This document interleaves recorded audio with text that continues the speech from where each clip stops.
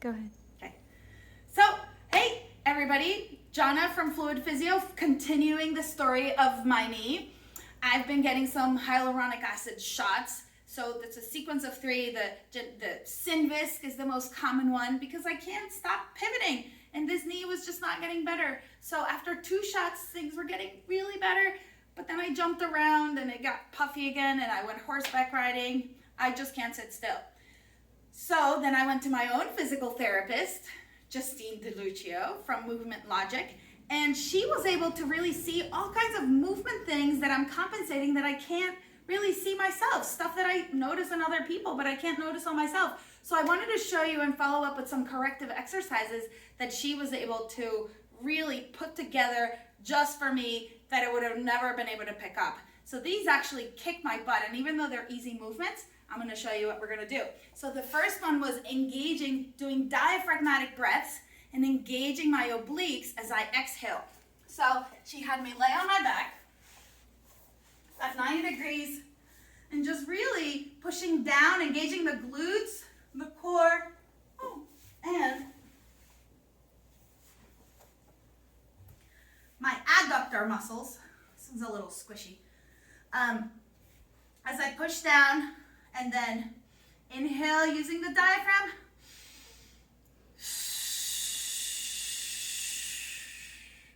Exhale with my obliques. This can actually make me break a sweat because it's a lot of work from here. Believe it or not, there's abs in there. They're still in there. They're just a little squishy. My second exercise that really kicks my glutes butt, because I was having trouble, this quad and glute just were not engaging because the knee was just in so much pain. So pushing through here, pushing down, same thing, breathing, because we want to learn how to engage the deep core as you use the glutes and the hip flexor, so all the muscles. So for this one, I inhale and exhale as I do the movement. So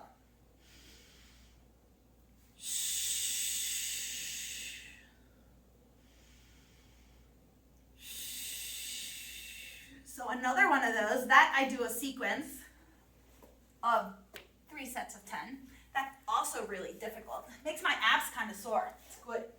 And then the last one, because we found out that as I turn, because of how I fractured my ankle when I was little, I just sort of don't move very well, and there's quite a bit of imbalances that I just haven't quite seen.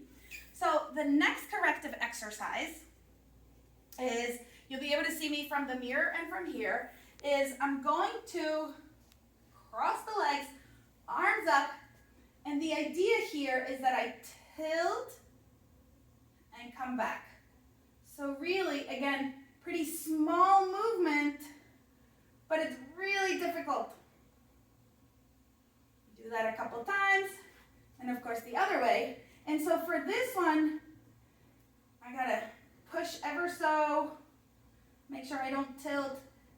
It's tilting at the pelvis and the hips, so it's moving the hip and keep the core engaged. Quite tricky for me, especially to keep the feet nice and flat. And the last one was to come on up again, engaging everything, rolling my pelvis, sorry, not the pelvis. As I roll, I want to let those knees roll out. I want them to roll in, which is different. And from here, I have to stay nice and steady and stay nice and straight as I move to the side and come back in. And it is so difficult for me not to compensate in all kinds of ways. I have to make sure I push through the big toe. I don't lean. I breathe. So that's one side. The other side, I don't have as much trouble rolling in. I actually move a little bit easier, but because my knee's been bothering me, my glutes are not working quite as easily.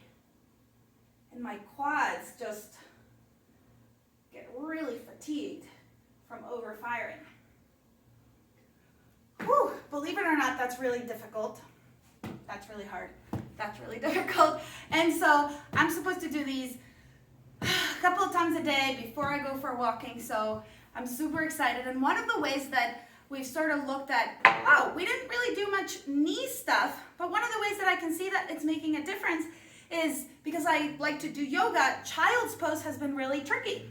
So after doing all those hip exercises and core exercises, I can go into my child's pose and notice that I can actually go a little bit lower. So I'm not pushing it, but by teaching and by re-educating my hip muscles and my core muscles, I can actually move a little bit lower into the knee and all my muscles won't overfire. And in the long term, that's actually dealing with the cause of the problem.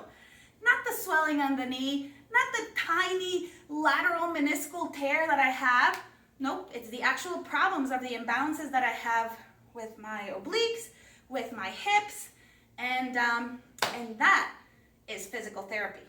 So if you have any questions or if you have something going on that's just not healing, comment below, send us a message, and we'll be happy to help. Fluid Physio, every patient is an athlete.